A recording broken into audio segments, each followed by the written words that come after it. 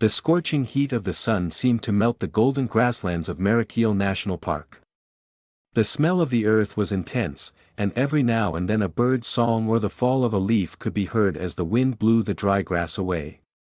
But on this day, the peaceful silence of nature would set the stage for the birth of a bond that no one could have predicted. It all started when an old ranger strayed off the path.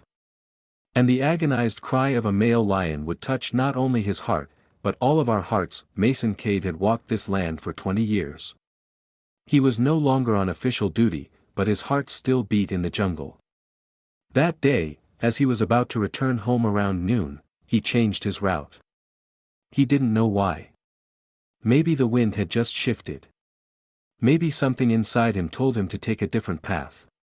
He slowly drove his vehicle off the road and through the bushes. The sound of the engine gradually softened, the whisper of the wind became clearer. Then he heard a voice and listened. At first he thought it was a strange sound in the wind. But then he heard it again. It was a growl. A deep, forked scream, full of pain. No, this sound couldn't belong to anything else. A male lion. His heart raced. He held his breath behind the wheel, his eyes scanning the surroundings. Something moved through the trees. In the clearing in the distance, he saw a mass lying motionless on the ground. A dark, golden mane. And around it, floating like 5 shadows, large, graceful but alert bodies, lions. 5 of them were females. And they were all gathered around one. His first instinct was to stay away. But then he heard the sound again.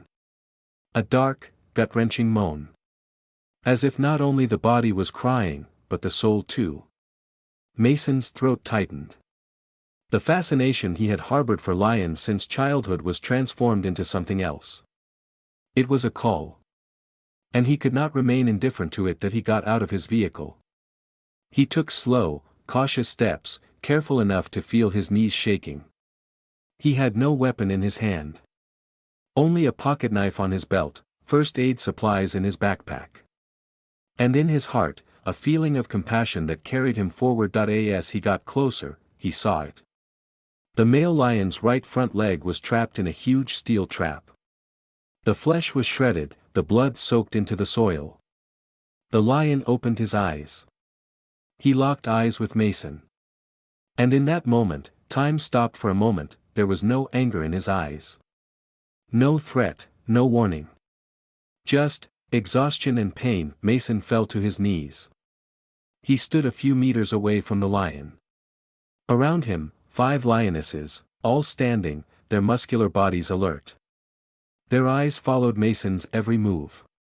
The one in front, bigger than the others, probably the leader, bowed her head slightly.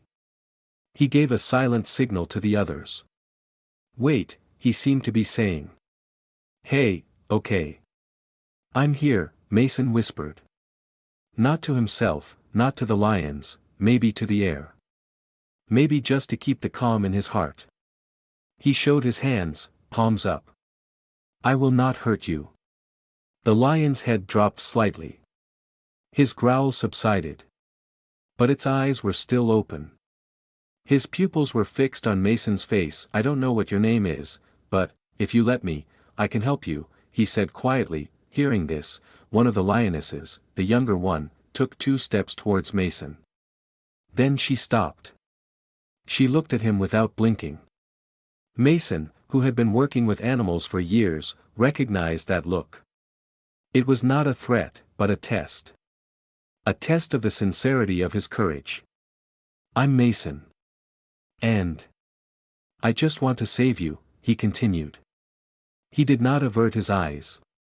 The young lioness, Zira, bowed her head slightly, then backed away again. The leader, Naira, was still motionless, but her eyes were less hard now. Mason moved closer to the lion. He examined the chain around the trap. This was no simple trap. It was clearly the work of a professional poacher. A ruthless design, aimed at large animals. Ragnar, that was his name now, in Mason's eyes, groaned again as he tried to move inside the trap. Shoo. Okay, stay still, Mason whispered. He pulled a tool like pliers out of his bag, his hands shaking. Sweat poured down his face. He felt the lionesses breathing down his neck. At any moment one could attack, at any moment it could all be over, but it wasn't. Mason began to search for the latch of the trap. His hand was covered in blood. Ragnar was gasping for breath. The lionesses surrounded him, shielding him. The wind suddenly stopped. Even the birds were silent. Even nature seemed to respect this moment. As he began to loosen the trap, Ragnar suddenly roared. Mason was startled, but he did not run. He stayed in place. Okay. Almost there, hang on. The minutes ticked by. Finally, click. The mechanism of the trap loosened. Ragnar's leg was free. Mason backed away quickly. But the lion did not move. It just stared at Mason. For a few seconds, they just stared eye to eye, then. Ragnar put his head down. He was tired. But now he was free. One by one, the lionesses approached. Zira came right up to Mason. She touched her nose lightly to his arm. Mason stood motionless, his eyes wide. In that moment, something happened that words cannot explain: trust, gratitude, and maybe, a connection. Mason stepped back, leaning against the tree behind him. His heart was still pounding. But no longer out of fear. For the first time, the emptiness inside him was filled with meaning. In their eyes he was no longer just a man, but a comrade. Maybe even a friend. That day, Mason's life changed. And because of him, another lion was saved. But no one knew yet that this story was only the beginning, because the sound of footsteps approaching silently in the darkness of the night signaled that someone else was about to enter the scene. The earth was still holding in the heat, but the sky was slowly turning orange. Sunset was approaching. Mason crouched next to Ragnar. The trap was loosened, but not completely removed. Ragnar's bleeding leg was still, but his eyes were still open. His breathing was heavy and rhythmic, but it was clear that he could lose his balance at any moment. The lionesses were still around, stationary, but ready to spring at any moment. Mason's ears were ringing. The silence was so thick he could hear his own heartbeat. Everything seemed to slow down, but at the same time he felt time running out. He couldn't take his eyes off Ragnar's. "Will you survive, my friend?" he said in a whisper. Just then, Zira, the younger one, approached again. He put his nose on Mason's shoulder. The man did not move. Zira's breath was hot and moist. Mason closed his eyes for a few seconds. He was scared, but he wasn't running away. Something inside him told him he had to stay here. He had somehow become a non-alien figure among these animals, but at that moment, there was a crunch. Suddenly, Naira's head spun. Her ears perked up. Her other 4 teeth immediately moved into position. Mason lifted his head and listened. There was something in the bushes. A threat? Another predator? Or, the wind shifted. And Mason's nose caught a familiar but foul odor. Metal. Diesel. Smoke. And, cigarettes. Yes, that smell was from that day so long ago, the day his brother was killed. Mason stood up abruptly, not moving away from Ragnar, and went to his bag. He pulled out his binoculars and began scanning his line of sight. There was a shadow in the field at the edge of the forest. A man. A man in a black shirt, with thick arms, carrying a rifle. Dyron, oh shit, Mason muttered. The lionesses had noticed him too. Now they all turned their heads, their eyes on the new threat. Mason turned to Ragnar's head, bent down. "I will not leave you alone again," he said through clenched teeth. Dyron moved silently forward. He was a hunter. He was a master at it. He used silence as a survival tool. But Mason recognized the rhythm of his steps. That timbre, those patient steps as he crouched and watched. They had met before. Years ago. And that was the day Mason lost his little brother forever. Zira got ahead of Mason. The lioness was no longer a wall against him, but a shield. Mason's throat tightened. This animal, which a few hours before had looked at him like death, was now protecting him. Ragnar roared weakly. He was on the ground but alert. The pride was in position. This time they were acting as one family. It was as if Mason had become part of the family. Perhaps this time, he would not be alone. Dyron finally came into full view. They locked eyes. Well, well, well. Mason Kade. Are you still alive? Dyron said sarcastically. Mason didn't take a step. You made a mistake here, Dyron. No, said Dyron. I have a job here. That trap was mine. That animal owes me. The lions took another step closer. Dyron raised his rifle, but Mason made a calming gesture with both hands.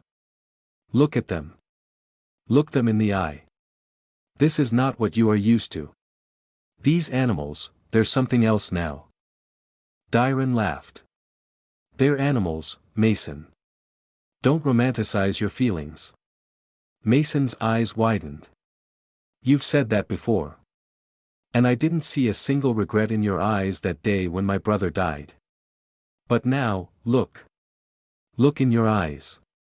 These lions are more human than you. Dyron stomped his foot angrily. Get out of my way. Just then. Naira roared. It was such a roar that the ground shook. Dyron stepped back.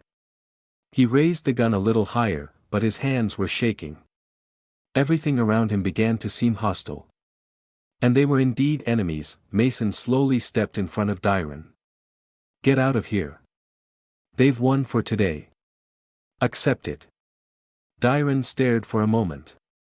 His eyes vacillated between indifference and despair. Then he turned. He disappeared like a shadow. Mason sank to the ground. His shoulders were shaking. Not from nervousness, not from fear, from gratitude. He turned his eyes to Zira. The young lioness was still standing next to him. Thank you, she said. This time not just in a whisper, but with her eyes.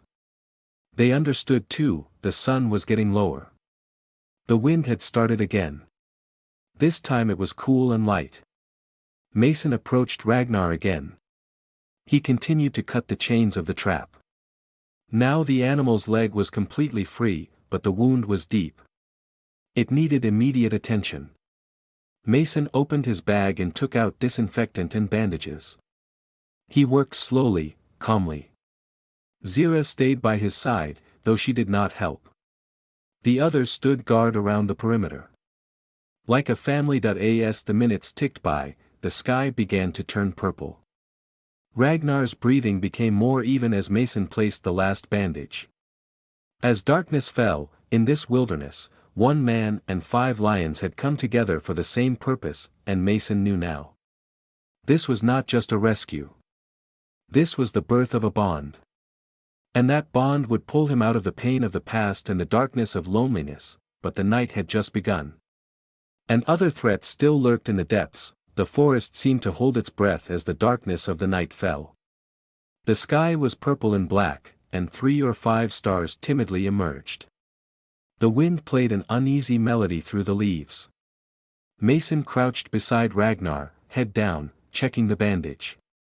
The wound was too deep. But worse, there were signs of infection. He had a fever. Instead of the male lion's deep roars, now muffled, short, weak moans could be heard, because he was still beside her. He stood with his nose resting on Ragnar's head, not taking his eyes off Mason. The other lionesses had formed a larger circle. Naira, as the leader, watched Mason constantly, but no longer threateningly, but hesitantly. It was as if she was still asking herself, can we trust this human? Mason rummaged in his bag for a moment, reaching for the small injection tube he carried inside. Antibiotics. It's an injection used for emergency treatment in these situations, and it's also effective in animals. But, to use it, he needed to get closer to Ragnar. And that meant a decision worth his life. He raised his hands trembling. He turned to face Ragnar. "I have to do this," he said. "If you want to live, let me." Zira turned her head slightly toward Mason. There was an incomprehensible glint in his eyes. As if he understood the words, Mason slid on his knees toward Ragnar. He prepared the injection. Just as he was getting the needle close, Ragnar suddenly roared. And he lunged for Mason's arm. His claws didn't make contact, but Mason fell backwards. He was thrown to the ground. His heart in his throat, the lionesses moved into position. Naira lunged forward. For a moment, everything seemed to freeze. Mason's body spasmed. He still had the needle in his hand. His eyes met Ragnar's, but Ragnar was motionless. His eyes distant, his breathing erratic. This time Mason understood that his reaction was not out of fear, but out of pain and an insane defensive instinct. He gathered his courage. He approached again. Slower this time. He placed the needle gently under his neck and pressed quickly. Ragnar let out a grunt but didn't move. Mason closed his eyes. "It's over," he whispered. "It's done. We did it." Then, a deep silence fell. It was as if the forest softened a little more after that moment. As if even the night breathed. Mason leaned his back against the tree. His hands were shaking, but his spirit was a little calmer, but everything was just beginning. Just then, there was movement in the bushes. Mason jumped up. Naira roared. The other females quickly moved into position. Zira moved in front of Mason. The silhouette emerging from the darkness was familiar, but this time she was not alone. Dyron was back. 2 other men were with him. Night vision binoculars, guns with silencers. This was a raid. And the target was clear. Ragnar. Mason jumped to his feet. "No. Fall back." Dyron approached cynically. "I gave you a chance, Mason. But you made your choice. Now it's my turn." Mason spread his arms wide. "This animal, his life is not your dirty game. Stand back." Dyron smiled. He raised his gun. But at that moment, Naira jumped. The roar in the air was more frightening than the sound of the bullet. She knocked Dyron to the ground, and the other 2 men retreated on an internal reflex. Zira attacked the other. Talma leapt towards the 3rd hunter. Mason froze. His surroundings were all in motion. Dyron fell to the ground, his weapon flying out of his hand. Naira sank her teeth into his shoulder, but she wasn't killing him. She was just holding him in place. Mason ran back to Ragnar. "Hold on, please hold on," he said. The antibiotic was starting to work, but Ragnar was still very weak. His eyes half open. It was as if the females were fighting and nature was being tested. Finally, Mason's scream pierced the night. "Enough." One by one the lionesses stopped. Dyron was still on the ground. His arm was bleeding, but he was alive. Mason approached him. "If you set foot in here again, you will not be alone. Nature will judge you." Dyron looked around in fear with his eyes. 5 lions, 1 man, and silence. That silence became the most terrifying sound of his life. That night he ran away. So did the other 2. All that remained was the night, the stars, and a vineyard. Ragnar's breathing became more rhythmic. Mason pulled the last of the bandages from his bag. He did not stroke Ragnar's head. But he sat quietly beside him. Zira laid her head on Mason's lap for the first time that night. The sky was slowly beginning to lighten. But it was not just a new day, it was the beginning of a new trust, friendship and respect, and in that moment Mason realized, sometimes, one decision changes everything. The night had finally softened a little. The wind was caressing the leaves more gently in the early morning light. The tension of the night may have begun to dissipate, but the alarm inside Mason was still ringing. Ragnar was asleep. His breathing was more regular, but weak. The lion's eyelids twitched from time to time, his paws moving instinctively. Perhaps he was dreaming, perhaps the exhaustion of the battle was not leaving his body. Zira snuggled close to Mason, resting her head on his boots. Mason had his back to the tree and was looking up at the sky. He couldn't stop thinking, just an hour ago these animals had meant death to him. Now, they were his friends, with whom he had fought. Was this moment temporary? Or, most important of all, would Ragnar survive? The chaos of his mind was interrupted by a sudden rattling in his ears. This time it was not the wind that he jumped to his feet. Zira immediately stood up too, pricking up her ears. The other females took up positions in silence. Naira took a step forward, letting out a growl, not a deep roar, more like a warning.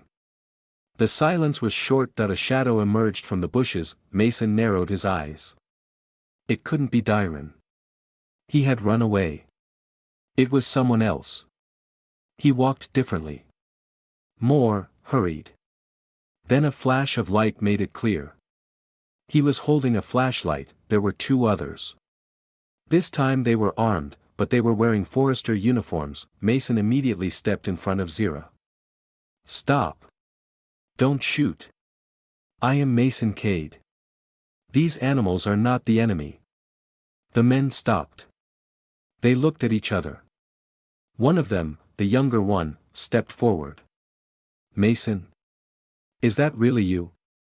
He said, yes. It is me. But be quiet. There's a wounded lion. I'm trying to help him. The other forester approached, a radio on his shoulder. We have information from the top. There are poachers in this area. We were dispatched immediately, and it's surprising to see you alive. Mason shook his head. More surprising things have happened here. Come, but be careful. The two rangers approached Ragnar. Seeing him like this, their faces contorted. This male lion, said one, must be quite old. A leader animal, Mason said. His name is Ragnar. He's one of us now. The ranger's eyes went to Zira, to Naira, to the other females. The behavior of the herd was abnormal. It was almost impossible for them to be so patient and controlled with humans, almost impossible, but just as the conversation had just begun, everyone's blood ran cold as a forked voice came over the radio. Delta Unit to Omega. We've lost Dyron. Radio silent. Transceiver group is being dispatched. Logistical support is approaching the area. Mason's insides froze. What does that mean? He asked. The young ranger picked up the radio. What's going on? What's the backup coming for? The answer came back. Target is big game. There's a bounty. Suspicious animal protective resistance. Orders, establish contact, establish control, clear. Mason's eyes widened. No, no, no, no, no. No, no, no. This is a trap. They're coming to silence us. They are not coming to take Ragnar, they are coming to destroy him. Zira bared her teeth. Naira pressed her nose to the ground in anger. The other females narrowed the circle. Unease permeated the air. The young ranger panicked. What do we do? Mason looked around. He found an exit route hidden in the trees. He knew this area well. We need to get them out of here. Into the deep valleys. To the cliff. They won't find a trace there. They are coming, I know it. How are we going to move all these animals? Said the other forester. Mason looked at Ragnar. Even if he can't get up, those females won't leave him. They will follow us. But I must go first. They will follow me. The rangers looked skeptical, but Mason was determined. He packed his pack. He went to Ragnar, knelt down. My friend, you need to get up. We need you. This is not just about your survival. Their survival is also possible with you. As if hearing these words, Ragnar opened his eyes. Trembling, he lifted his head. He moved his feet slowly. The lionesses appeared right next to him.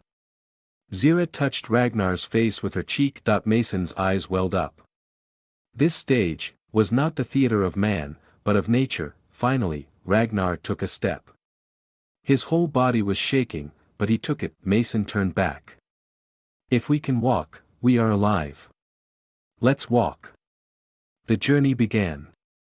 Silent, fast, but careful. They made their way through the jungle. The lions followed Mason.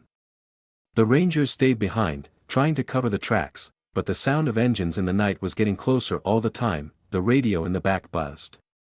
Target coordinates confirmed. Arriving in the area. Orders, clear any shootable threat. Mason stopped. Running away was no longer enough. He had to change plans. We need to go to the cave at the end of the valley. It's a natural trap. There's only one entrance. We can hold them there.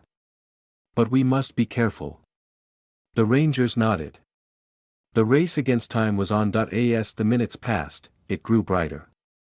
The sun was rising but the temperature was low. Cold air and fear mixed together. At last the cave came into view. A large, dark, cracked-walled entrance. Mason and the Lionesses let Ragnar in. The rangers took up positions outside. Breaths were held, and then the moment came. 3 black pickup trucks appeared down the road. The engines cut out. Armed men got out. Masks on their faces. Mason crouched behind a stone, pulling his binoculars out of his bag. He squinted his eyes. These people, they are protecting money, not nature, he said. One of the rangers signaled with his hands. Let's wait. Let's stay still. Unseen. But Mason made a decision. This time there was no running away. Ragnar's life had become a matter not only for him, but for all lions, even nature. He pulled from his pocket a rusty but still working flare he hadn't used in years. He held it up to the sky. If I die today, let the truth be written in the sky. And he pressed the trigger. The sky suddenly turned red. The glowing light spread to the deepest parts of the forest. The armed men raised their heads. They paused, but it was too late. The eyes of the herd flashed in the darkness. Nyra's voice echoed. Then Zira, then Shari, and finally Ragnar. The whole forest was theirs in an instant. Everything stopped for a few seconds, as the light of the flare shot into the sky, shrouding the forest in a crimson curtain. Silence, as if nature itself had held its breath. The armed men followed the direction of the flare, moving slowly in the direction from which the glow emanated. Rifles in their hands, darkness in their eyes. But what they did not know was that this land was no longer theirs. Deep in the cave, Ragnar took his place among the Lionesses. He could not stand, but his head was held high. His eyes were no longer dull, but bright again. Next to him was Zira. Silent as always, but alert. Mason hid behind a rock, watching everything. An icy mixture ran through his veins, fear, anger, and determination. Just then, there was a crack. A dry branch snapped. Then another sound. The tensioning of the gun mechanism. They had found the cave. We've located them, someone said over the radio. Target is inside. Approaching the entrance. Mason got up from his seat. He gestured to the rangers. We have to make them think they can't get out, he said. But in the meantime, we'll go outside. The rangers nodded. The plan was that the lions would stay in the cave, caution would be kept inside, and Mason would lead them out through another passage. But that plan did not fit nature's plan, because Ragnar suddenly roared. That roar, it was a battle cry. It echoed through the silence and seemed to reach all the way to the mountains. The Lionesses jumped up. Nyra charged forward. Zira followed. Mason was about to say something when Zira turned and looked him in the eye. This is our fight, she seemed to say, and then, they attacked. The lions headed for the exit of the cave. The entire pride now moved like a wall. The masked men hadn't expected this reaction. The first shooter fell to the ground in an instant. Nyra knocked him down. Zira pulled the second one's gun out of his mouth and knocked him down. Shari and Talma attacked the remaining two. Mason was running behind. Stop! Don't kill, he shouted, but nature would not listen. Survival is sometimes a line drawn in blood. In a few minutes, the forest was silent again. The gunmen had fled or were writhing on the ground. And the strangest thing was that the lions hadn't killed anyone. They had wounded, but not killed. They were just sending a message: this is our home. Understand us. Mason went outside the cave. Ragnar was at the entrance of the cave. He was standing. He was wounded but upright. They locked eyes. Mason approached slowly. This time there was no fear between them, no hesitation. Just a silent understanding. You were the leader of this war, Mason said. And we just followed you. At that moment, something unexpected happened. Ragnar took a few steps. With difficulty, he stopped in front of Mason. Then, he bowed his head. With all the silence of honor, respect, trust, and that silent bow was as powerful as a roar. Tears welled up in Mason's eyes. Zira came to him. She rubbed her head against Mason's hand. He closed his eyes. Mason realized that these moments were too sacred to be erased from his mind for the rest of his life. And then, one by one, the lions walked into the jungle, silently, without a trace. Ragnar was last. He looked once more at Mason. And then, he disappeared into the darkness. It was all over. But nothing would ever be the same again. Days passed. Mason began to visit the site every morning. As if they were still there. Sometimes he found Zira's tracks. Sometimes Naira's claw marks, but one morning, down in the valley, on a big rock, he saw Ragnar. Far away. Not moving. They locked eyes. This time, Mason bowed his head. As if to say thank you, and Ragnar nodded once. Then he turned and disappeared into the forest. There are some bonds that need no words. This bond with nature, this trust with the predator, is fueled by the purest emotions in man, and Mason lived it. He saw it. He touched it. He'll never forget it. What about you? If it was you, if you were Mason in that cave, would you choose to run? Or stay and fight?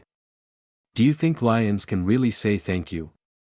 How would you feel if you had that kind of bond with an animal? Write in the comments. What was the moment in the story that moved you the most? If you like this kind of stories inspired by real events, like the video, subscribe to the channel for more. Don't forget to leave a comment to share your thoughts. We invite you to be a witness of these unique natural bonds. Thank you very much.